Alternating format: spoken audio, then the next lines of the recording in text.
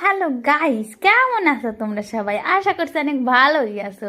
তো তোমাদের সাথে আমি অনেক দিন আগের একটা ভিডিও শেয়ার করব, তখন আমার একটু ইচ্ছা হয়েছিল, তাই এই ডিআইওয়াইটা বানাইছিলাম ঘর ডেকোরের জন্য। তো তোমাদের কেমন লাগছে একটু বললো কিন্তু, ঠিক আছে? একটা কার্ডবোর্ড নিয়ে সেটার রং করছি, আর এই আমার কাছে কিছু পেস্তা বাদামের খোসা ছিল, সেগুলো দিয়ে এটা বানাইছি। মাথায় যে কি ভূত চাপছিল আমার মাথায়, কখন কি হয় জানি না, তাই একটু হাবিজাবি কাজ শুরু করলাম। জানি না কেমন হবে, কিন্তু পরে এটার রেজাল্টটা দেখবে খালি কেমন সুন্দর হয়েছে।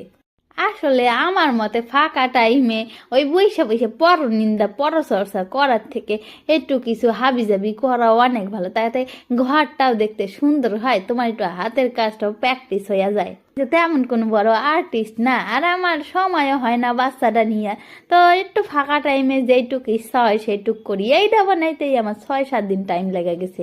তো দেখো রেজাল্ট কত সুন্দর হয়েছে, তাই না? তোমরা একটু কমেন্ট করো না কেন? হ্যাঁ, একটু কমেন্ট করে তো ভালো মন্দ কিছু আমারে কইতে পারো, নাহলে আমি বুঝবো কি করে আমার ভিডিও তোমাকে ভালো